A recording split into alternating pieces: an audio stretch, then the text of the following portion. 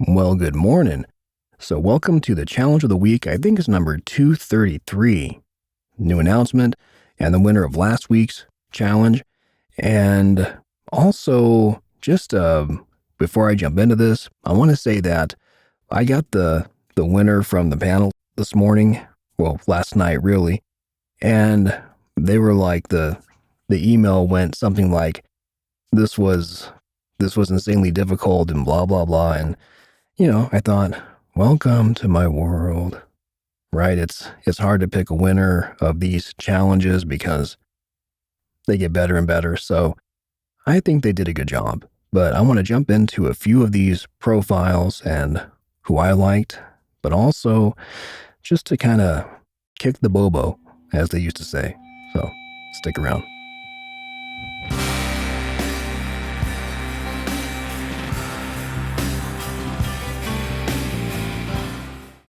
So our challenge of the week for this week is pretty straightforward. It's write a short poem about waking up in drunken regret. On this one, winner is decided by likes. Make it brutal. 25 big ones on the line. Go. So the likes part about this is just give the panel a break.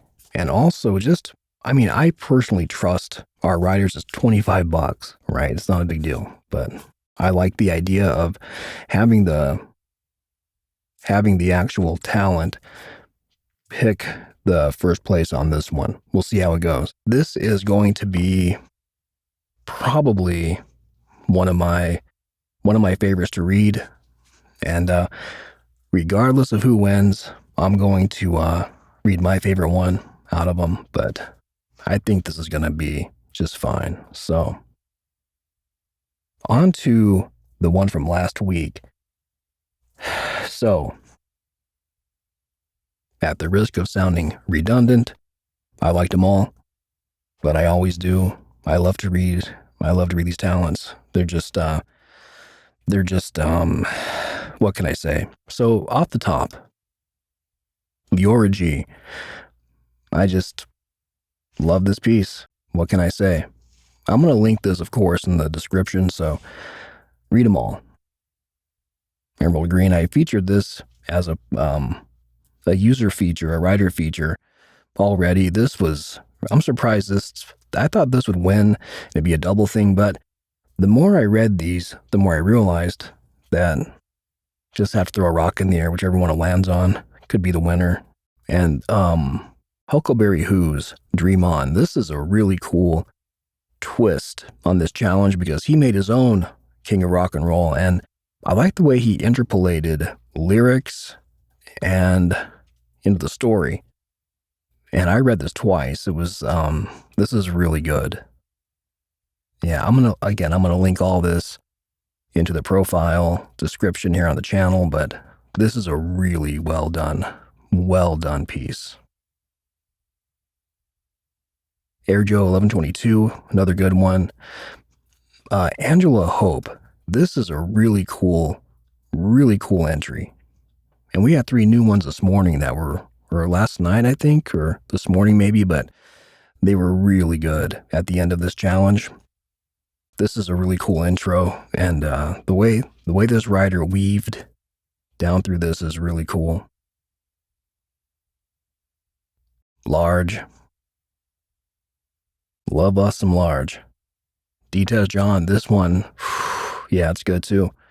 Ferryman, Returned to Sender. This is brilliant. Okay.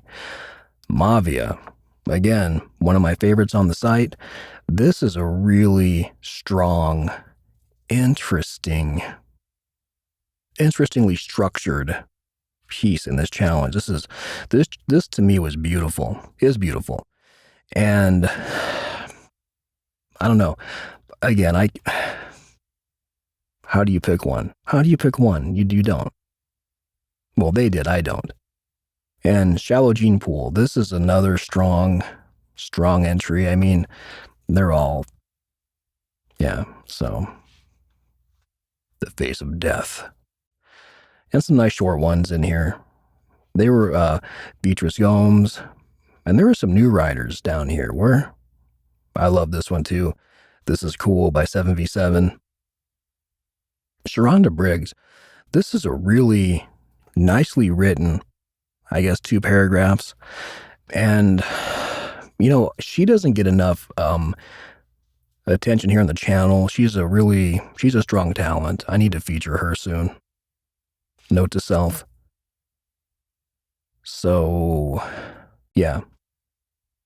Hands down, this was probably one of the harder ones they had to deal with, to judge. But the winner of this one is M. Stewart. I don't know who this writer is, but their last name is Heaven Sent. So, I read this one, and I understand why it won. It's really well done. It's beautiful. And this is M. Stewart with The Last. My last one. I spotted him quickly once I arrived, eyes bloodshot and drooping, back slouched over the bowl of a toilet. The feigning, drowning, once king of rock and roll was sitting helpless before me. He leaned back slowly, eyes meeting mine. I watched as they glassed over, all fear gone from his gaze. I slowly pulled off my dark hood and sank to the floor next to him. Most people see the best moments of their life pass in front of them before they go. The drugs were helping him as well to slip away seamlessly. "Mama," he mumbled. "I miss Julie," he said quietly with a small, somber smile. Tears burned down his cheeks. He looked up at me again with tender eyes. His rock and roll facade had faded away. In this moment, I could see the young boy he once was, a kid with big dreams and a heavy heart. I opened my arms to him. He slumped over in relief and folded into me. I felt as he breathed a long sigh, releasing years of sorrow. The man was covered in layers of dirt, sweat, and stage makeup. As I brushed away his falling tears, he nuzzled into my chest like a child. This was the worst part. He sensed something, smiled up at me and said, "My Julia." His smile drifted, and I watched the last fog of life pass through his eyes. They closed softly, then the last breath escaped his lungs. Before I knew it, tears began to stream down my cheeks as well. As I held him there on the floor like a small boy, I wept as I thought of all the souls I had swept up through the century. How many mothers I coddled in their final moments, listened as they cried out for their children, begging not to go. The elderly who climbed willingly into my arms, tired from life's long journey. The soldiers that wished for one last goodbye, or the ones that trekked over calmly, tired and having accepted their fate days before. The babies and toddlers I needed to take, my sorrow consuming me. I watched them for as long as I could. I watched the drool pour over their chin as they slept, or watched as they clung to their favorite stuffed animal, looking so small in their hospital beds. I wept for them, all of them. There is no judgment in death. I looked down at the man in my arms, a filthy drug addict that cheated on his girlfriends and stopped calling his mom, a man who questioned God and wished for a father, who missed his sister and loved his friends. I gently laid his body down, positioning him to look as peaceful as possible. I leaned down and kissed his cheek, trying my best to remember that feeling of stubble on my lips. I rose, the singer's lost soul still clinging to my body. Now I take him away, leaving him in a waiting room of sorts, never to encounter him again. I took my time, appreciating and reminiscing all the gentle souls I've carried. My time as the Grim Reaper of life is finished. I will hang up my cloak and resume my existence with the others, indebted to the gods for giving me this generous opportunity to right my wrongs. Goodbye. Nice. Mariah wrote very moving.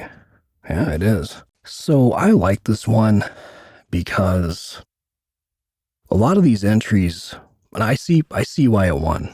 I do. A lot of the entries were really funny and comical and pointed out to, flaws in Elvis's proclivities, right? And, but it was funny. It was well done. But this one was I think it was just beautiful. And I liked the compassion that this writer that inhabited the body of this visage, you know. So anyway, this is M. Stewart, and I'm going to link this profile separately in the description so you can check her out. So I'm going to get out of here. Thank you for being here. And if you're on thepros.com, thank you for being there too. If you aren't there, go there. Read, write, inspire, be inspired. And check out this new challenge coming up. And I will talk to you guys in the new video. Take good care.